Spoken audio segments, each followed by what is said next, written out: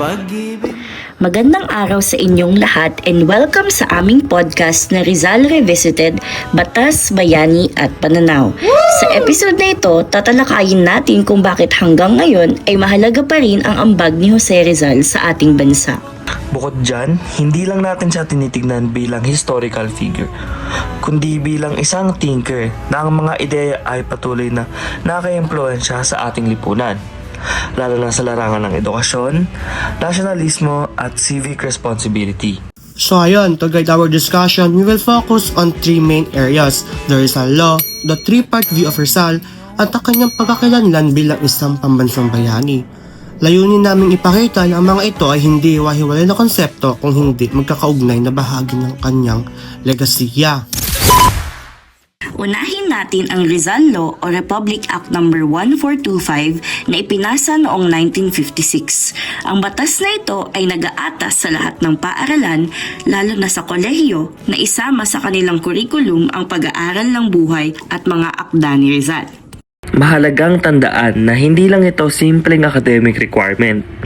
Ang konteksto ng pagpasa ng batas ay pagkatapos ng pananakop, kung saan may pangamba na unti-unting nawawala ang diwa ng nasyonalismo sa mga Pilipino.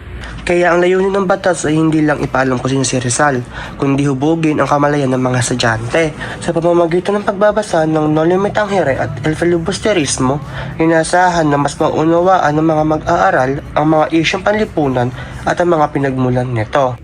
In other words, the Rizal Law encourages students not just to memorize historical facts, but to analyze, reflect, and connect Rizal's ideas to present-day realities.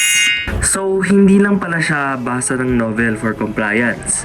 Dapat din pala ay may realization din. Exactly. It promotes critical thinking and deeper sense of identity bilang isang Pilipino. Pagkatapos nating malaman ang Rizal Law o RA 1425, ngayon naman talakayin natin ang tripartite view of Rizal. Ito ay isang paraan ng pag-unawa sa kanyang papel sa kasaysayan sa pamamagitan ng tatlong perspektibo. Panguna, si Rizal bilang propaganda leader. Bahagi siya sa propaganda movement na layuning ilantad ang mga abuso ng kolonyal na pamahalaan at ipaglaban ang karapatan ng mga Pilipino. Dito pumapasok ang kanyang mga akda. Ang kanyang pagsusulat ay hindi lamang pampanitikan, kundi pang political din. Ginagamit niya ang kanyang talento upang ipakita ang katotohanan kahit na meron itong kaakabit na panganib. Ikalawa, si Rizal bilang reformist.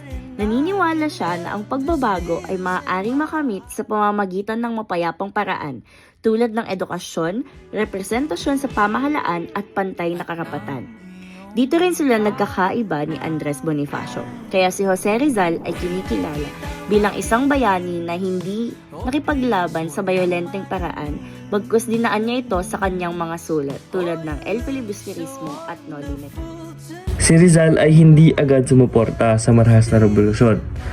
Dahil para sa kanya, ang tunay na pagbabago ay dapat magsimula sa kamalayan ng mga tao. At kung walang sapat na kaalaman, maaaring mauwi lamang sa panibagong anyo ng pang-aabuso ang pagbabago. Parang sinasabi niya nga na hindi sapat ang galit, kailangan may direksyon. Ikatlo, si Rizal bilang nationalist. Malaki ang naging papel niya sa paghubog ng pambansang identidad ng mga Pilipino. Tama ka dyan. Sa kanyang mga sulatin, ipinakita ni Rizal na ang mga Pilipino ay may sariling kultura, ay may sariling kakayahan at dignidad. Ito ay mahalaga noon sa panahon na minamaliit ang mga Pilipino ng mananakop. So sa madaling salita, tinutulungan niya mga Pilipino na makita ang kanilang halaga bilang isang bansa. Kaya kung mapapansin natin kapag pinagsama-sama ang tatlong ito, propaganda leader, reformist at nationalist, mas nagiging malinaw kung bakit napakalaki ng kanyang impluwensya sa kasaysayan. At ngayon naman, dumako naman tayo sa tanong, bakit si Jose Rizal ang kinikilalang pambansang bayani?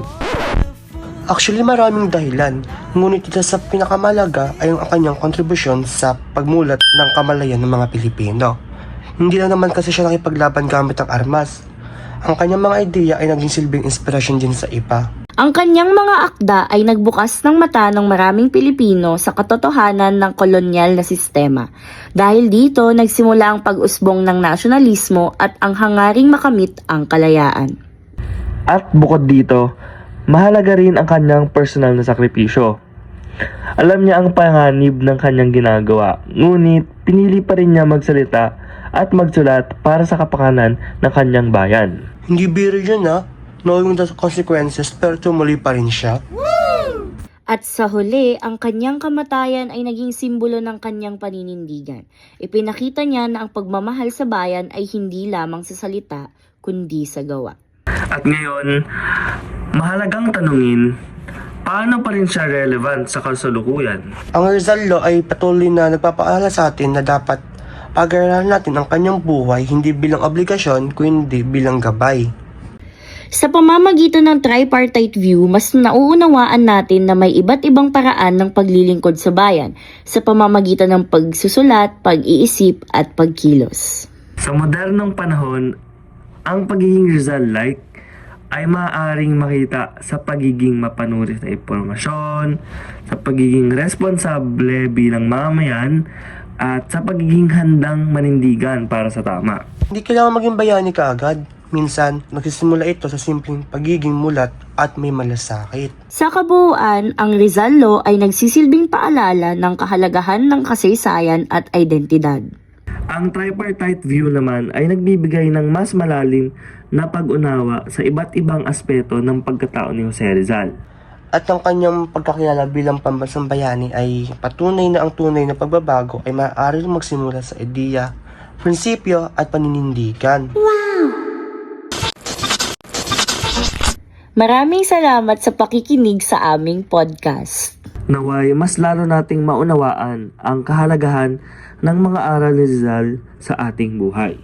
At sana magsilbi itong inspirasyon upang maging mas mulat at responsableng mamayan tayo. Maraming salamat at Maraming magandang salamat araw. at magandang araw.